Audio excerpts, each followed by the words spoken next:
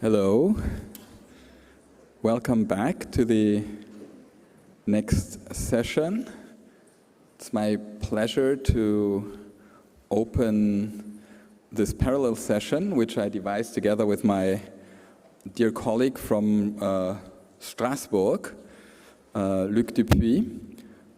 He's a professor of neuroscience here at the university and an expert in ALS and great interest also in Huntington's disease. And our shared interest is in the metabolic aspects of neurodegenerative diseases. And so we consider this an important unifying theme in neurodegenerative diseases. And in Huntington's disease, there's clearly a strong metabolic phenotype.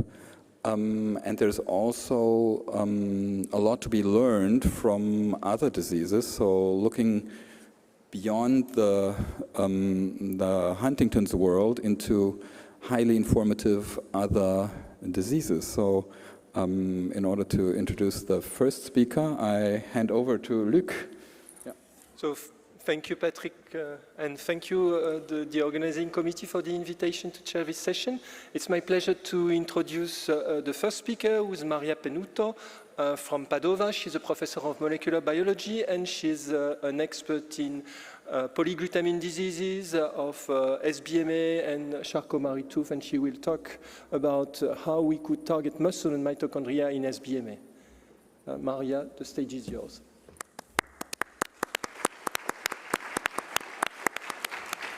Thank you, and thank you to the organizer for this wonderful meeting and for inviting me to present some of our data.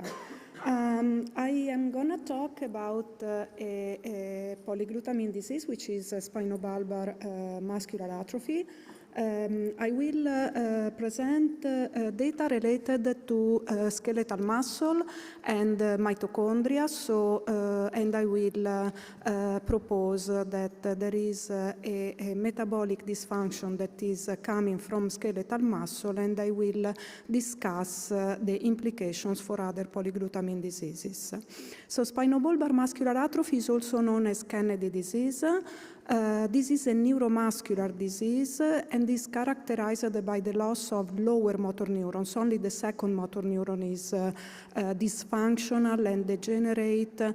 And this results in skeletal muscle weakness, fasciculation, especially of the face muscles, and atrophy. Patients also show signs of androgen insensitivity, like gynecomastia, testicular atrophy, and reduced fertility. Similar to many patients with Huntington disease or other polyglutamine diseases, this is a late onset disease, is X-linked, and only males are fully affected. So the gene was linked to, so the SBMA was linked to androgen receptor, to CAG expansions in androgen receptor by Kurt Fischbeck, and I don't have to say anything more than what was said this morning. Was really nice to hear this story, especially related to the Nature paper published in 1991 that was coming out at the same time with the Fragile X paper. So basically, this was the first PolyQ disease, basically, in this case, PolyQ expansion, the CAG expansion, is in the exon 1 of the androgen receptor. So androgen receptor is a soluble receptor localizing in the cytosol in association with the heat shock proteins, because the protein is intrinsically disordered in the unliganded state. And rapidly, soon after synthesis, the protein is rapidly degraded by the UPS, the proteasome system. Androgens, the natural ligands of androgen receptor are testosterone and dihydrotestosterone, and these ligands can cross the plasma membrane and bind to the soluble receptor. This results in dissociation from its shock proteins, dimerization, and translocation to the nucleus, where androgen receptor works as a canonical specific transcription factor, which drives transcription by binding to androgen responsive elements, which are located in the promoters and enhancers of the target genes. And the target genes, of course, are different depending on the cell type and the tissue. In my lab for years now, since when I left Kurt Fischbeck's lab, we are working on peripheral tissues and in particular on skeletal muscle. We have now others, and we have obtained important evidence that the skeletal muscle is important, is primarily degenerating in SBMA. But I want to point out that skeletal muscle is not only degenerating or affected in SBMA, but also in other diseases, and in particular Huntington disease, but also SCA17, which is also caused by the universal transcription factor. We also observed the deposition of new inclusion bodies of a mutant androgen receptor in the myonuclei of skeletal muscle fibers, indicating that androgen receptor forms inclusions, at least in animal models, but we have also evidence for inclusion bodies in patient muscle biopsies. Years ago, Gianni Soraru in Padova analyzed the muscle biopsies from patients, and he detected signs of denervation, like this small group that undulated fibers, but also fibers with the central nuclei, which are an indication of fiber degeneration and regeneration.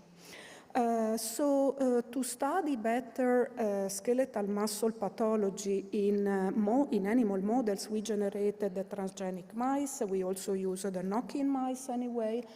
We recently generated the transgenic mouse model expressing NAR with 100Q, and as a control NAR with 24 glutamines. We analyzed the muscle pathology here by hematocylin-eosin, and we found that we analyzed the 3 stages: pre-symptomatic, onset of motor dysfunction, 8 weeks, and late stage, 12 weeks. And we found that the area of the fibers, the CSA, the cross-sectional area was reduced by 8 weeks of age, and this was followed by evident signs of denervation, suggesting that at least in mice, denervation occurs after muscle atrophy.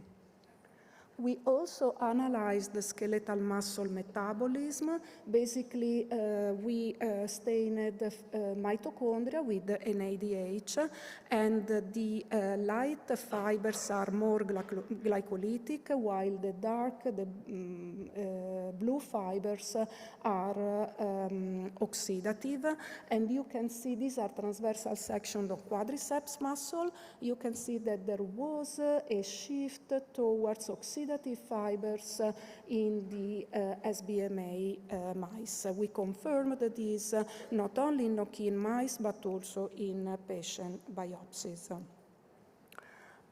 We also analyzed the fiber type composition, and we stained in blue type 1 fibers, which are oxidative, type 2A in green, type 2X remain black, and type 2B fibers red. And type 2B fibers are present in rodents and are glycolytic. And again, we observed a fiber type switch going from the type 2b fibers to type 1 fibers, indicating that there is a glycolytic to oxidative fiber type change, which is not unique to SBMA. It happens in several disease conditions. We also analyzed the muscle force, so here with Bert Blau in Padova, we stimulated the muscle and we measured force generation upon peak or tetanic stimulation, and we found a decrease in muscle force at 8 weeks of age, indicating that there is the ability of muscles to, the intrinsic capability of muscle to generate force is compromised. But what is really causing this?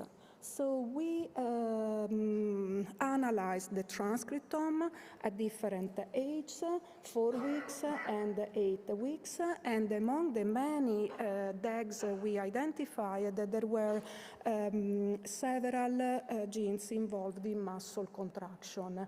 And particularly we got attracted, our attention was attracted by genes involved in the excitation contraction coupling and of course in mitochondria. So basically these genes were the hydropyridine receptor. We know that this is the structure of the triad in the skeletal muscle.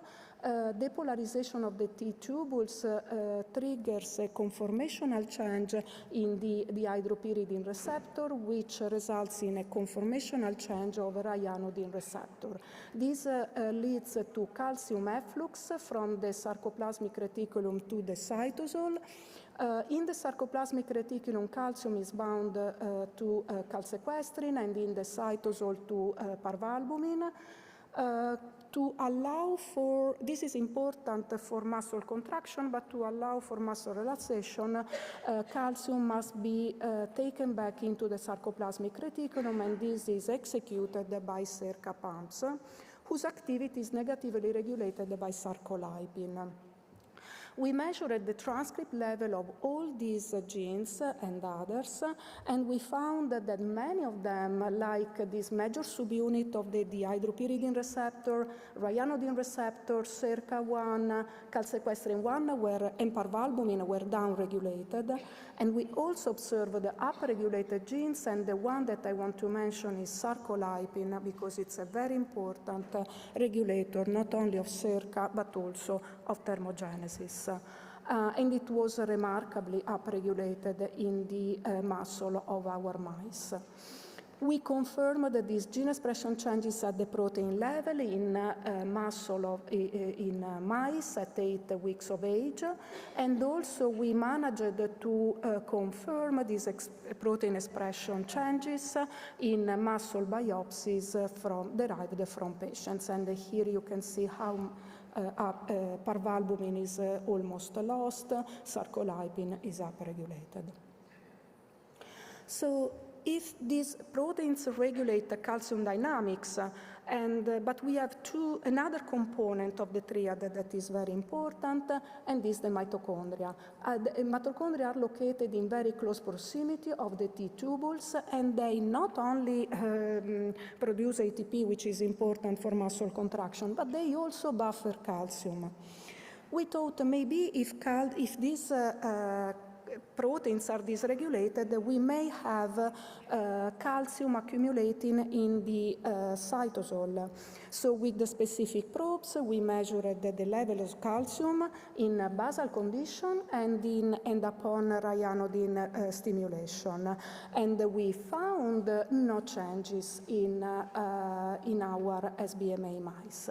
But then we thought maybe calcium is accumulating into mitochondria. And this is exactly what we found.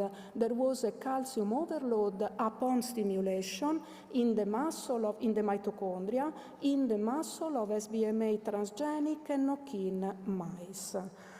So then the next step was if calcium is accumulating in mitochondria, is the are the mitochondria functional or not? So we measured the oxygen consumption rate in basal condition. This is the basal respiration, and this is the maximal respiration of mitochondria derived from normal mice and SBMA mice. And we found that at 8 weeks of age, the mitochondrial respiration was reduced, both the basal and the maximal.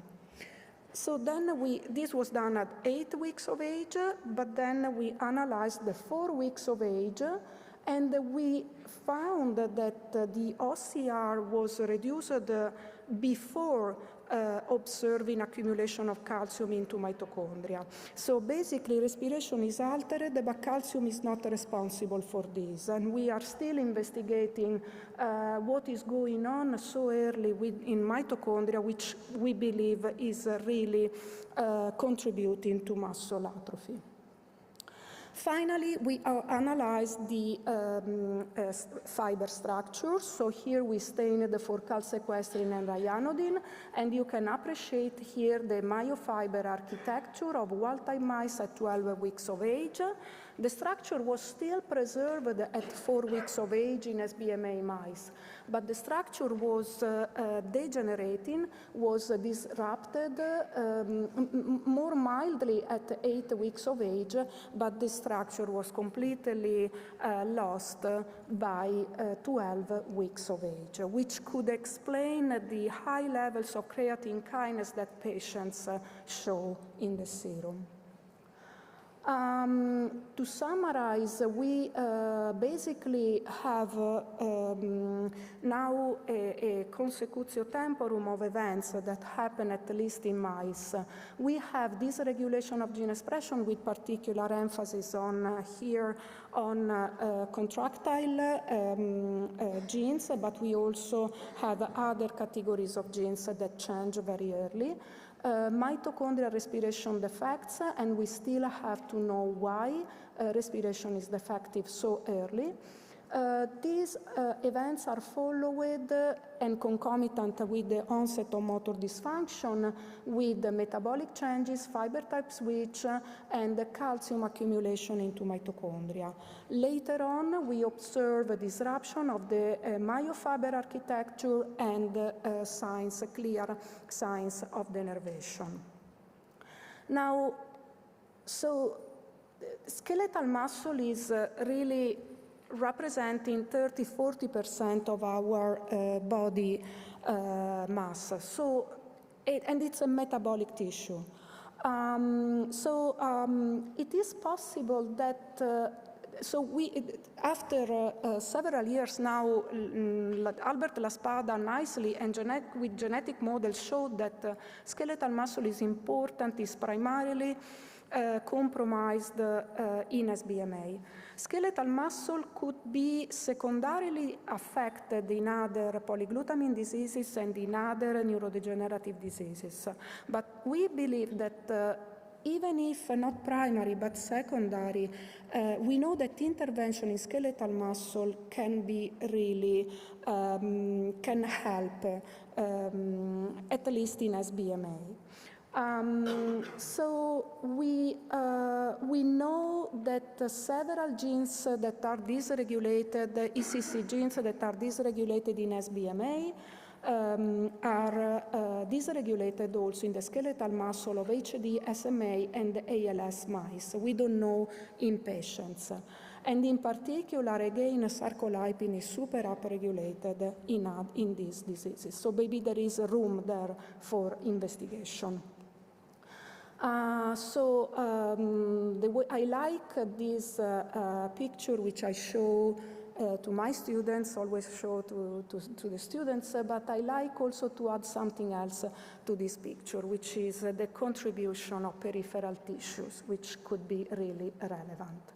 I end up here with showing a picture of the lab members. Today I told you the work of Caterina Marchioretti. We have other stories.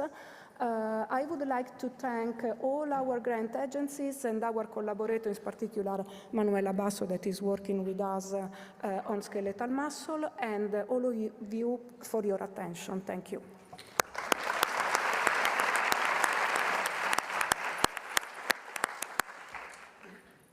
Thank you very much. We have time for a couple of questions. Thank you for a very nice talk. So in our experiment, we observed a very clear sex difference in muscle growth in HD animal model. I am interested in which kind, did you separate the analysis your data in male and female for muscle atrophy? Did you observe the similar effect? Sex difference? So thank you for this question. I didn't have time to point out that SBMA manifests only in males, male patients. So the data I presented here were only obtained in males. We use females as a control. Females are not clinically symptomatic, okay, in SBMA. But let me say that I think there is an effect of sex genetically determined probably in the muscle pathology in other diseases. And maybe this would suggest that androgens and androgen receptor play a role, maybe like TBP have a more broad implication. So, thank you very much. Thank you for this question. Thank you. Other questions? Yeah, Ruth. Hi, I'd also like to thank you for a very nice talk. I know you had a limited amount of time to end by describing common changes across different polyglutamine diseases. I wonder if you could tell us a little bit more about your reflections about the commonalities between Huntington's disease and SBMA specifically. Yeah, so the first thing that I can say is that we have inclusion bodies in neurons, in motor neurons, like we have in skeletal muscle. These proteins have an overlap also in tissue distribution, so maybe I don't think they interact, so for the commonalities, I would say the mechanism of protein degradation is similar, is overlapping, because, for instance, Huntington and AR are a target of the proteasome, as they are also degraded by the ubiquitin, by the lysosome system, especially when they get to be in large inclusions. Then the mechanism for protein quality control fails, we know, but amyloid fibrils and are structurally similar. They all sequester ubiquitin, so many partners are similar. Many pathways, many pathogenetic pathways are overlapping in Huntington versus SBMA or spinocerebellar ataxia. Probably more secondary. Mitochondrial pathology is a feature of all these diseases. So years ago, I was looking for the primary causes of these diseases, which I'm still looking for. But I see that there is a lot of overlap in some pathways, and so maybe there is a room for testing the same modifiers. I hope I gave you my vision. Thank you. I think we should move on. Thank you very much, Maria.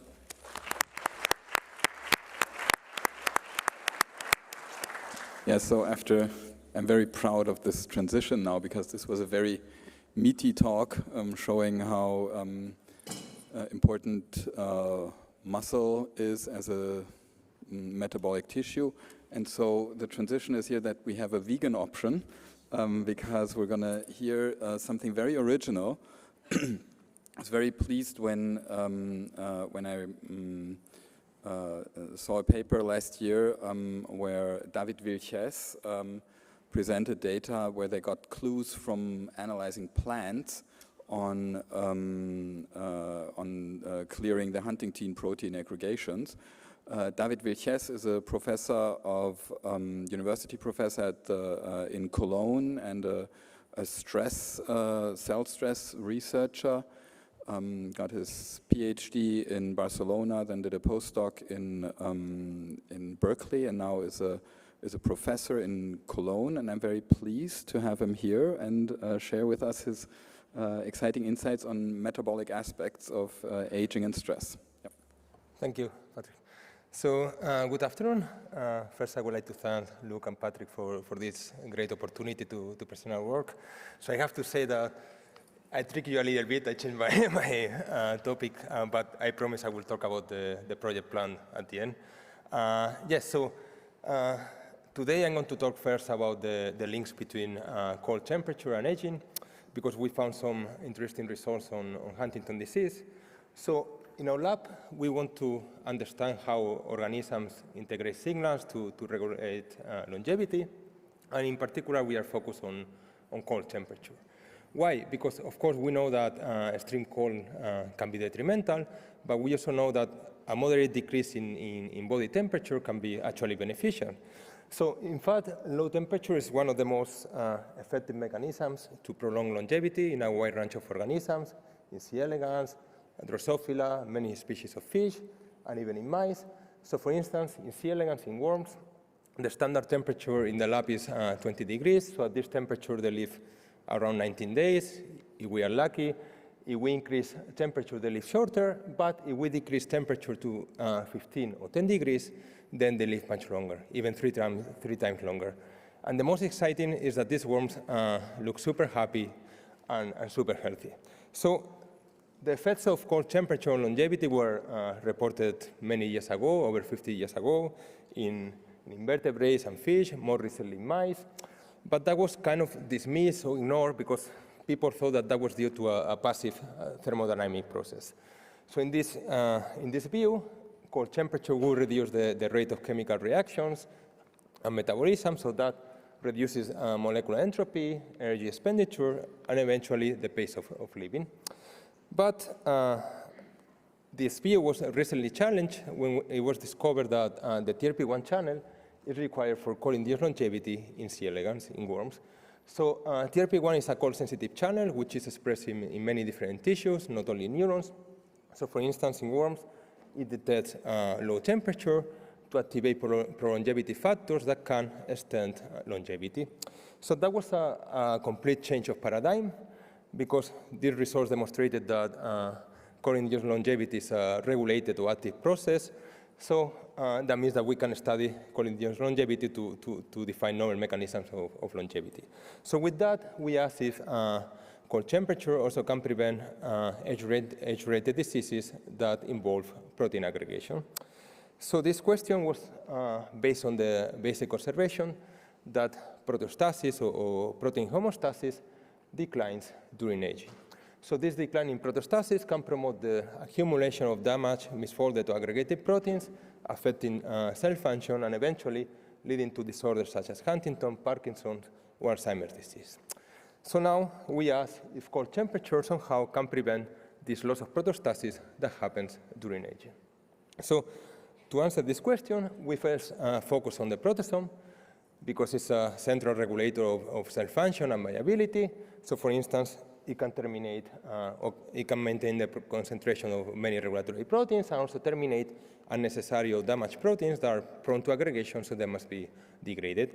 Also in previous work, we found that just by increasing proteasome activity, we can extend longevity in C. elegans.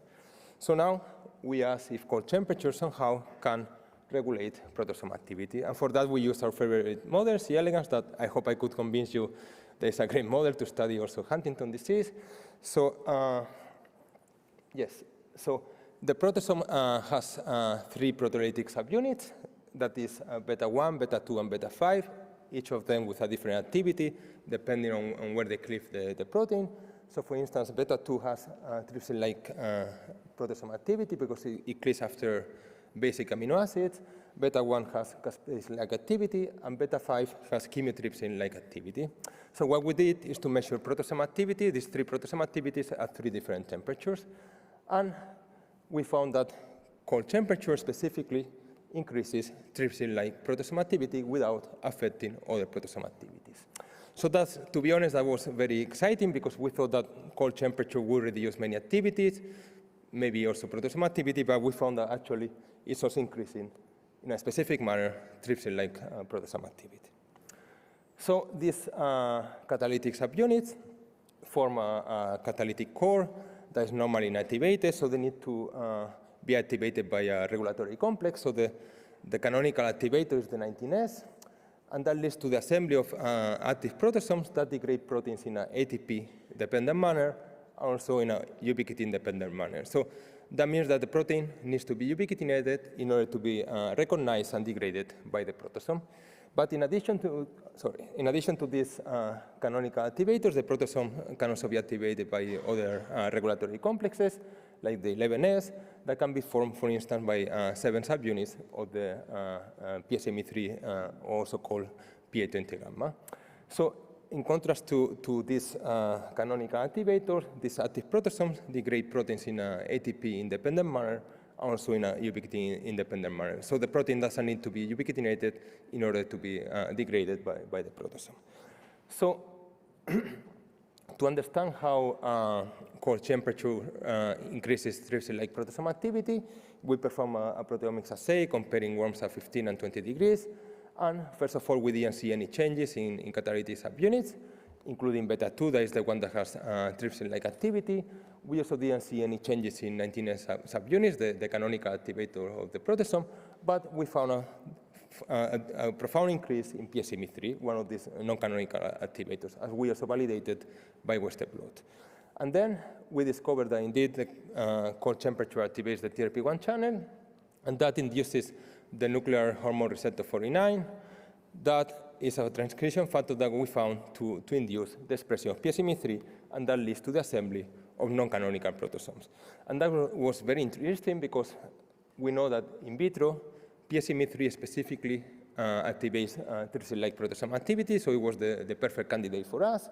So indeed, we managed to knock down PSMA3 to a similar extent, to silence PSMA3 to a similar level, at both at 20 or 15 degrees, but we found that loss of PSMA3 specifically block the cold induction in proteasome activity that happens at 15 degrees, but not that didn't affect proteasome activity at 20 degrees. And in correlation with this, we found that loss of PSMA3 specifically shortens the longevity phenotype induced by cold temperature, but doesn't affect longevity at 20 or 25 degrees.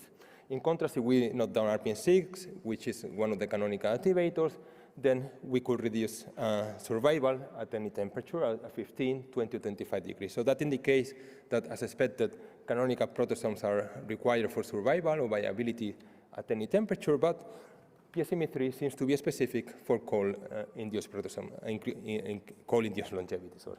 So then, with the results, we asked if cold temperature can also protect from mutant proteins that can cause age-related disorders. So we first focused on Huntington disease. So we use these C. elegans models that express PolyQ repeats in the neurons, only in the neurons. So as you can see here, the control PolyQ doesn't aggregate at any temperature, but the mutant PolyQ already exhibits a strong aggregation phenotype at 25 degrees, but also a normal temperature at 20 degrees. And they also have neuronal deficits. But we found that just by shifting the worms to cold temperature, we could reduce this pathological aggregation, also neuronal deficits.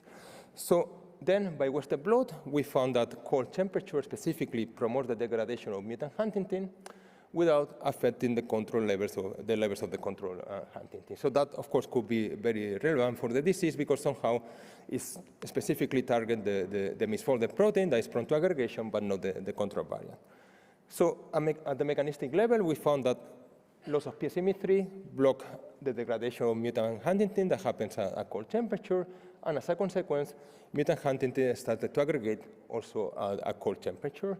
So here I'm showing results for neurons, but we found the same when we express the PolyQ in any cell type. So for instance, here you can see that cold temperature prevents aggregation of mutant huntingtin in the muscle, and these effects were completely dependent on PSMA3. So it seems that cold temperature can prevent aggregation of the PolyQ across different tissues. So now we wanted to know how specific is this for Huntington or for PolyQ proteins. So to understand this, or to answer this, we focus on amyotrophic lateral sclerosis that, as you know, is a very complex disorder that can be caused by mutations in one of over 30 different genes, like TDP43 of FAS, that they have very different functions, but we know that so far aging is the only common established risk factor for all these cases, including also for sporadic cases. So then we use our model that expresses mutant TDP43, a variant that is also expressed in some ALS cases, and we found that, as you can see, it aggregates also at 20 to 25 degrees, but again, cold temperature could prevent this aggregation because it promotes the degradation of mutant TDP43. And again, these effects were completely dependent on PSMA3. So without PSMA3, mutant TDP43 also aggregated. And we observed the same results with mutant FAS, another protein associated to ALS. So now we ask if these effects are evolutionarily conserved in human cells. So of course, the human body temperature, the normal human body temperature ranges between 36.5 degrees and 37 degrees. Below 35 degrees can lead to hypothermia. But we also know that the human body temperature changes during the day and can even reach moderate cold temperatures of 36 degrees when we are sleeping in specific parts of the body. So that means that we are not that crazy. So what we did is to use human HER2/nec3 cells, a human cell line that is normally grow at 37 degrees. We shift them to 36 degrees for just 24 hours. And we found that thus, just by decreasing 1 degree the temperature, that was sufficient to increase PSMA3 levels, this proteasome activator. And with that, we could increase trypsin-like proteasome activity without affecting other proteasome activities. So then we asked if, or we wanted to test if cold temperature can also prevent mutant huntingtin aggregation in human cells. So what we did is to overexpress control huntingtin that, as you can see, doesn't aggregate, or mutant huntingtin with 100 repeats that has a very strong aggregation phenotype at 37 degrees. And again, just by decreasing 1 degree the temperature, we could decrease this pathological aggregation. And also we found that cold temperature specifically promotes the degradation of mutant huntingtin without affecting the levels of control huntingtin. And we observed the same results also with different ALS models. So for instance, we know that motor neurons are the most affected cells in ALS. So what we did is to differentiate iPS cells from patients. And then we monitor cell death. And we found that cells that express mutant FAS indeed have increased cell death phenotypes. But just by shifting the temperature of the incubator by 1 degree, we could partially ameliorate this neurodegenerative phenotype. So indeed, we found that cold temperature promotes the degradation of mutant FAS. And these beneficial effects of cold temperature could be completely blocked when we knock down PSMA3. Likewise, if we inhibit the TRP1 channel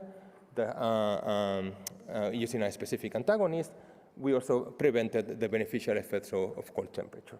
And if we put both together, loss of PSMA3 plus TRP1 inhibition, then we didn't see a further increase in aggregation. So that means that, similar to worms, in human cells, cold temperature also activates the TRP1 channel, and that leads to the assembly of non-canonical proteasomes that can prevent disease-related protein aggregation.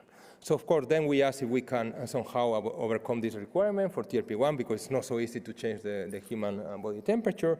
So what we did is to overexpress PSMA3, and we found that just by overexpressing this proteasome activator, we could promote the degradation of both mutant huntingtin and mutant FAS, even at 37 degrees at normal temperature, and with that, we also could prevent the aggregation of these proteins.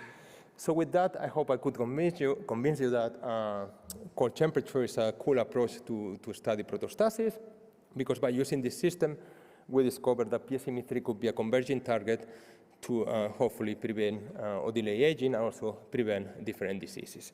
So in the final minutes, if I have time, So I would like to talk about a different project because I think it's very exciting, so I really want to share this with you. So in this project, we propose to study proteostasis of plants to identify mechanisms that can prevent diseases.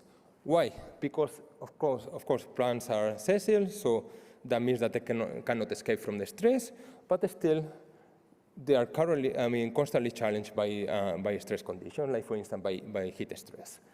But still, they still manage to grow and survive, and actually, many species can live very long. But what really draws our attention is that plants express hundreds of PolyQ containing proteins, way more than human cells, but to date, there are no reported diseases associated with the accumulation of PolyQ aggregates in plants. So a very talented postdoc in the lab, Ernesto Llamas, asked how plants can deal with these high numbers of levels of PolyQ proteins. So what we did is to use Arabidopsis thaliana, which is a typical model used in plant models, and then what we did is to overexpress the toxic fragment of Huntington that is prone to aggregation. So specifically, we overexpress exon 1 with 69 repeats that we know it aggregates in human cells under any conditions. And as a control, we use the Q28 that doesn't aggregate in human cells. And both constructs have citrine, so that means that we can follow aggregation in vivo. So the first surprising result is that the plants didn't accumulate any PolyQ aggregate, even when they express this 69 construct. And in correlation with that, the plants were completely fine. So we didn't see any defects in development, in viability, or even aging. So for instance, here you have images of the whole plant, or also leaves. Okay. And as you can see, the plants age at the same rates, regardless the expression of the PolyQ, of the expanded PolyQ. So to understand how this is possible, we try to define the interactome of the PolyQ in plants. So we found that the PolyQ interacts with many proteasome subunits, and also with cytosolic chaperones, and this has been already reported in human cells. But to our surprise, we found that it interacts with many subunits of the chloroplast, or with many proteins of the chloroplast. Like, for instance, with subunits of the import chloroplast machinery, also with chloroplast proteases. So indeed, we found that the chloroplast can import the mutant PolyQ, and this import, the PolyQ is required for this import. Without the PolyQ, the chloroplast cannot import the mutant Huntington. So yes, so then what we did, I'm about to finish. So then what we did is to inhibit or block this import machinery of the chloroplast by using different mutants, also by using different specific compounds. And as you can see here, when we inhibit the chloroplast import, then the plants started to accumulate aggregates of mutant Huntington, as we saw by imaging, also by filtered trap. So that indicates that the chloroplast contributes to prevent mutant Huntington aggregation. So in the final slide, we found that among the interactors of mutant Huntington, the stromal processing peptidase is the strongest interactor. So we decided to express this plant protein in human cells. And as you can see, just by expressing this peptidase from plants, we could prevent mutant Huntington aggregation. And the same happened also in C. elegans. So when we express this SPP, we could prevent aggregation and also prevent or ameliorate neuronal deficits.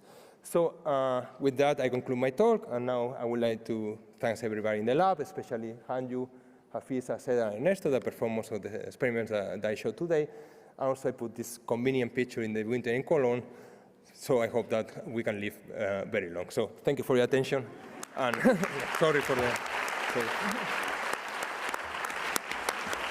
Thank you. Sorry. Thank you. No, thank you very much. This was fantastic. And we have the first question from Ruth. Hi, thanks. That was a very fascinating talk. Thank you so much. I'm here on your right, if you're looking for me. Oh, yeah. First of all, just to comment, are you aware that Huntington transgenic mice also upregulate PA28 gamma as a response during their lifespan, starting at about a symptomatic time point? I was not aware of that, but I know that it has been also shown in mice that when they overexpress the PSMA3 in mice cells, yes. it can also at least reduce neuronal deficits. And, Exactly. Yeah. Exactly. That's why I was mentioning it. So, may I ask a follow-up question as well? So I'm going to show some naivete here about the differences in function between the canonical and non-canonical pathways. I know that the non-canonical tends to be upregulated as an auxiliary proteasome. Are there different triggers or are there different consequences of activation of the non-canonical pathway? And specifically, with regard to TRPA1, is that an activator of both pathways or just the non-canonical? So at 20 degrees, TRP1 didn't do anything on this non-canonical intrinsic proteasome activity. What we have seen in another paper is that with age, there's a loss of ubiquitination. What we have seen here is that these non-canonical proteasomes can contribute for these deficits in loss of ubiquitination, so they can partially take over. But we have also seen that there might be some trade-off, because at 20 or 25 degrees, while they are beneficial to prevent protein aggregation for many diseases, we saw that they shorten lifespan. So there might be a trade-off. That's interesting. Yeah. And is there any connection between the TRPA1 activation and mitochondria? We have to, Okay. we can discuss that later. Yeah. Okay. No, thanks a lot. So this was a fantastic talk. And we have to move on. So we have to move on, and it's my pleasure to introduce Professor Erik Storkebaum, that is a long-standing collaborator and is working on ALS and on Charcot-Marie-Tooth's disease. He's now professor at the Donders Institute in Nijmegen, Netherlands, and he will talk about his work on peripheral neuropathy today. Thank you very much, Erik. Well, thank you, Luc, for the very kind introduction and for the invitation to both of you. It's really great to be here. And so my first time actually on a Huntington's disease conference. And I'm going to be talking about peripheral neuropathy and how an imbalance between tRNA supply and mRNA codon demand can trigger peripheral neuropathy. And of course, given the audience, also about what the possible implications might be for Huntington's disease. So Charcot-Marie-Tooth peripheral neuropathy, or CMT, is characterized by selective degeneration of peripheral motor and sensory axons, leading to progressive muscle weakness and wasting, steppage gait, and also sensory dysfunction and loss, and very often also foot deformities. And so CMT is clinically heterogeneous, and a distinction is made between CMT1, which is mainly characterized by demyelination, CMT2 is characterized by axonal degeneration, and then intermediate CMT has features of both demyelination and axonal degeneration. And so the problem is that the current insight into the molecular pathogenesis is quite incomplete, and as a consequence, CMT is an incurable disease with not even a single FDA or EMA approved drug available. Now, CMT is also genetically heterogeneous with more than 120 genes linked to inherited peripheral neuropathies. And the largest protein family that has been linked to CMT or cytoplasmic tRNA synthetases, because heterozygous mutations in 8 distinct cytoplasmic tRNA synthetase genes all cause CMT, and an axonal form of CMT. So as you know, tRNA synthetases are enzymes which link the cognate amino acid to the corresponding tRNA. And the amino-acylated tRNA is subsequently transferred to an elongation factor, EEF1A, which delivers the tRNA to the ribosome for use during translation elongation. And so the question, of course, is how can mutations in such ubiquitous and essential proteins give rise to peripheral neuropathy? And when we started working on this about 17, 18 years ago, the first hypothesis was that maybe the partial loss of amino acylation activity may underlie the disease. However, we and others could show that although many of the mutations result in loss of amino acylation activity, some of the mutations which are labeled in green here do not affect amino acylation activity, yet they cause disease. So this indicates that loss of amino acylation activity is not required to cause CMT. So we reasoned that if it's not about amino acylation, either the disease might be caused by a so-called gain of toxic function mechanism that is independent or not related to protein synthesis at all, or maybe the mutant proteins might impact protein synthesis by a mechanism that is independent of amino acylation. And of course, to distinguish between those two possibilities, one would need to look at protein synthesis. And so we did this in Drosophila models that we generated of the disease, and we decided to directly assess protein synthesis in larval motor and sensory neurons in vivo, using a novel approach that we helped developing, which is based on fluorescent non-canonical amino acid tagging, or FUNCAT. So in this approach, we express a modified methionine tRNA synthetase transgenically, which is able to, in contrast to the endogenous meta-RS, to link the methionine tRNA with the non-canonical amino acid azidonorleucine, or ANL. And hence, feeding flies or larvae with ANL results in the incorporation of ANL into newly synthesized proteins, but only in cells that express the mutant meta-RS. And because of the reactive azido group, click chemistry can subsequently be used to tag newly synthesized proteins with a fluorophore, and the fluorescence intensity will correspond to the amount of newly synthesized, or correlate to the amount of newly synthesized proteins. So here you see an example of such a FUNCAT experiment in which we selectively express the modified meta-RS, which is GFP tagged, in motor neurons, and we then co-expressed either wild type or CMT mutant variants of the tyrosyl tRNA synthetase. And at the time, very much to our surprise, what we found is that the expression of the mutant tRNA variants dramatically inhibited protein synthesis.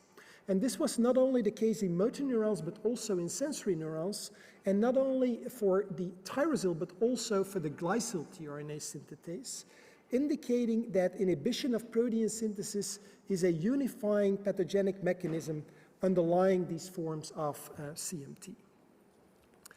Now, this of course raised the next question, which is what is then the molecular mechanism by which the mutant tRNA synthetases inhibit translation? And our initial experiments indicated that the defect is most likely at the level of a translation elongation.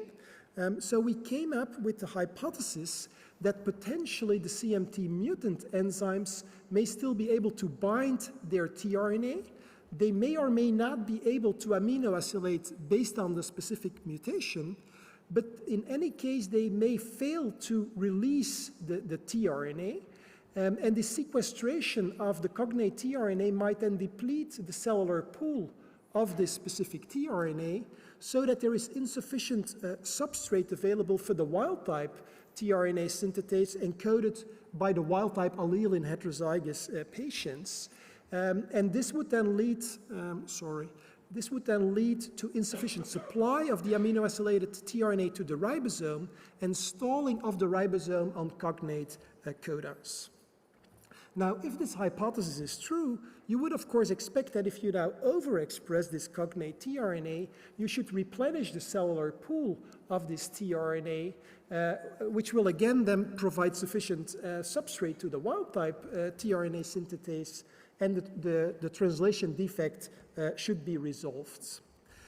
So we tested this hypothesis by generating transgenic flies to start with that overexpress tRNA gly, and we crossed those flies to our models of CMT caused by mutations in the glycyl tRNA synthetase. And as expected, CMT mutant GlyRS significantly inhibit protein synthesis. However, what was quite exciting at the time was that if you overexpress tRNA gly, you substantially rescue this translation defect. And so this is also quantified here for 3 different GlyRS mutants, and you can see that at least for 2 of them, there is a substantial rescue of the translation defect. And we also found that the peripheral neuropathy-related phenotypes were also partially rescued by overexpression of the tRNA gly. Then we moved to a mouse model. So then we generated transgenic mice that overexpress tRNA gly, and we crossed those mice to a mouse model for CMT2D, which is the type caused by mutations in the glycyl tRNA synthetase. And here you see the results of a motor test, the 4-paw grip strength test, from the age of 4 weeks longitudinally until about 1 year of age. And you can see that the CMT2D mice perform substantially worse than control mice in this task. However, if you now overexpress the glycyl tRNA, we found that you get a full rescue of this motor defect in those mice, up to the age of 1 year at least. And so we could also show that neuromuscular transmission defects as well as muscle denervation were completely rescued by tRNA gly overexpression. So we think that the mechanism is that the CMT mutant GlyRS proteins sequester their tRNA, thus depleting the cellular pool of this tRNA, leading ultimately to stalling of the ribosome on glycine codons. And our collaborator Rob Vilchez showed in a paper that was published back to ours that the stalling of the ribosome induces integrated stress response activation through the EIF2 alpha kinase GCN2, and that this is at least contributing to peripheral neuropathy phenotypes. So this, of course, indicates that if we were able to elevate the tRNA gly levels in motor and sensory neurons of CMT2D patients, that this would constitute potentially a novel therapeutic approach.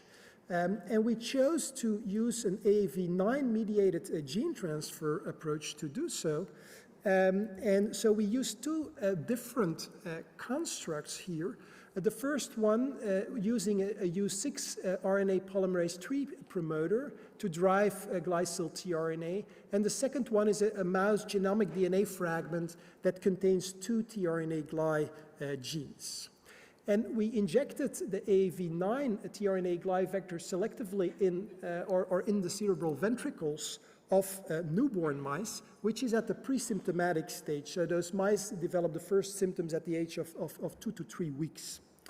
And so here you see the results of an inverted grid test. First, just for the wild-type mice that were treated either with AAV9-GFP as a control or with either of the 2 AAV9 tRNA gly vectors. And so you can see that the GARS mutant animals that are treated with AAV9-GFP show, as expected, a dramatic motor deficit. However, treatment with either of the 2 tRNA gly vectors completely rescued and actually prevented the peripheral neuropathy phenotypes. And here you see also results of neuromuscular transmission measured by EMG. So we essentially stimulate the sciatic nerve and then measure the response in the gastrocnemius muscle. And so we quantified the compound muscle action potential amplitude as well as the latency between the stimulus and the CMAP. And so what you can see here is that the GARS mutant mice treated with AAV-GFP show a significantly reduced CMAP amplitude, but treatment with AAV9 tRNA gly substantially, fully rescues this defect. And also, if you look at the latency time between stimulation and the CMAP, you can see that the CMT2D mice have, in fact, a reduced, a slower nerve conduction velocity, and this defect is rescued by AAV tRNA GLY treatment. And currently, we are evaluating whether if you administer AAV9 tRNA GLY after onset of the disease in early symptomatic mice, whether we can still induce a therapeutic effect. Okay, so finally, I also briefly want to touch upon the question whether a similar mechanism may underlie the other forms of CMT associated with mutant tRNA synthetases. And so specifically, we looked at the tyrosyl tRNA synthetase. So briefly, we generated transgenic flies that overexpress tRNA GLY. You can see that you have here overexpression levels of 70 to 100%, as evaluated by Northern blot. And here you see one phenotype that we looked at. So this is the dendritic morphology of sensory neurons in the larval body wall. And you can see that expression of CMT mutant TRRS dramatically reduces the dendritic coverage. However, overexpression of tRNA-TR rescues this phenotype, and that is also quantified here. So for each of 3 mutants, you have a defect that is rescued by tRNA-TR overexpression. And also motor performance, muscle denervation, and neuromuscular junction morphology defects were rescued. Then we also looked at protein synthesis by FunCat in motor neurons. And again, we find that each of the 3 CMT mutant variants inhibit protein synthesis, but this defect is rescued by overexpression of tRNA-TR. And then finally, in collaboration with Zoya Ignatova's lab, we also did a ribosome profiling experiment in which we basically expressed CMT mutant TRRS ubiquitously in adult flies, and we then made extracts from fly heads and essentially quantified the frequency of A site codon, the codon frequency in the A site of the ribosome. And what is plotted here is the differential frequency, meaning the relative frequency in the mutant versus control. And so you can see that for all codons, the frequency is similar in the mutant and the control, except for the 2 codons that encode tyrosine here, where the frequency is much higher in the CMT mutant animals, which of course is indicative of ribosome stalling on tyrosine codons. So we think that a similar mechanism underlies CMT TRRS as CMT GLIRS. Now, and of course that potentially AAV9 tRNA-TR may then also constitute a novel therapeutic approach for CMT TRRS. Now finally, what is the potential relevance for Huntington's disease? Well, I want to share a relatively wild hypothesis with you at this time, which is that potentially an expanded CAG repeat in Huntington's disease or other PolyQ diseases may well lead to an increased demand for the glutaminyl tRNA, which may then deplete the cellular pool of this specific tRNA. And this could, on the one hand, lead to ribosomal frame shifting on CAG repeats, what could then lead to transframe encoded proteins, which might be particularly toxic. And so this is, in fact, consistent with 2 papers from Zoya Ignatova's lab, where they look in cellular models of Huntington's disease, and where they find effectively ribosomal frame shifting on the CAG stretch in Huntington and depletion of the cognate-charged glutaminyl tRNA. So this might make sense. And on the other hand, what might happen is that there is ribosome stalling on CAG codons, not only in the PolyQ protein, but also in cellular mRNAs. And this might then, in turn, activate the integrated stress response and inhibit protein synthesis. And so, in fact, ISR activation has been implicated in Huntington's disease, but mostly triggered by ER stress that would then activate PERK, which would result in eIF2 alpha kinase. So maybe the hypothesis would be that potentially GCN2-mediated ISR activation could be relevant. So what we already did now is to generate transgenic Drosophila lines that allow the overexpression of the glutaminyl tRNA, and we now want to cross those to Drosophila models of Huntington's disease and SCA3 to see whether overexpression of this glutaminyl tRNA might modify, ideally mitigate phenotypes in those models.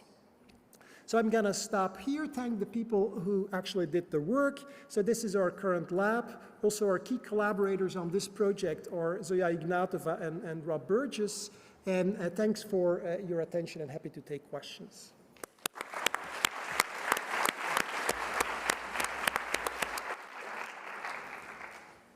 Thank you very much, Erik, for the exciting talk.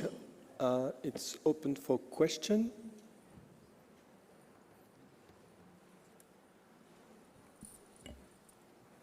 Okay. Thanks for the nice talk. Just a question. I always wondered why something like generalized tRNA depletion is so tissue specific. Do you have an hypothesis?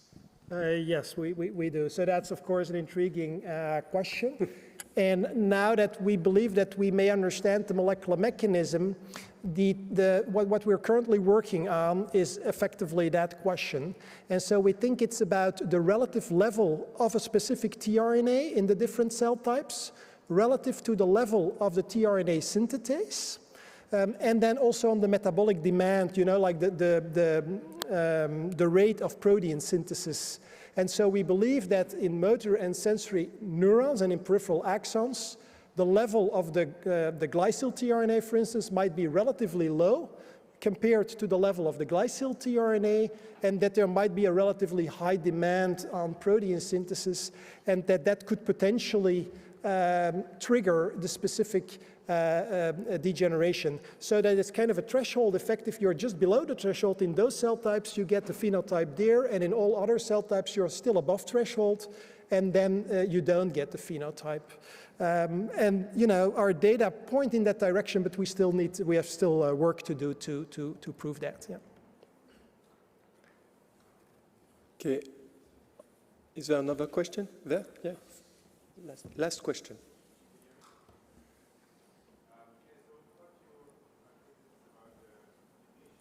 We don't hear you.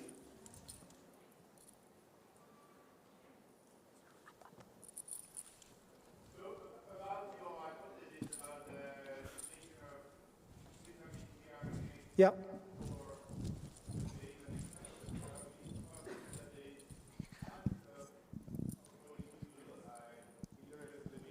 Do you really think that the difference between 20 repeat and maybe 100 repeat in an MSN neuron would really make a difference to the pool?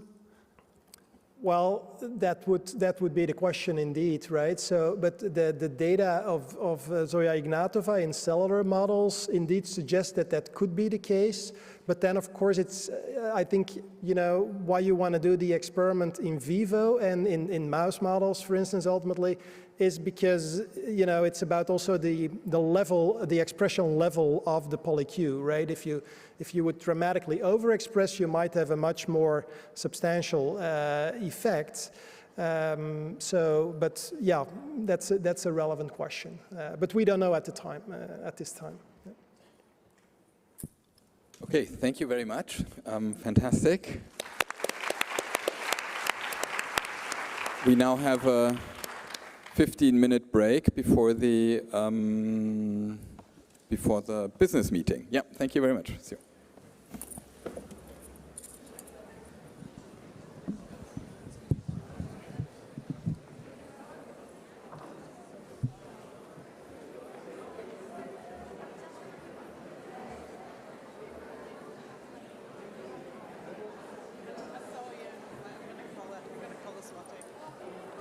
thank you. How are you doing? Yes, you arrived yesterday? Not quite.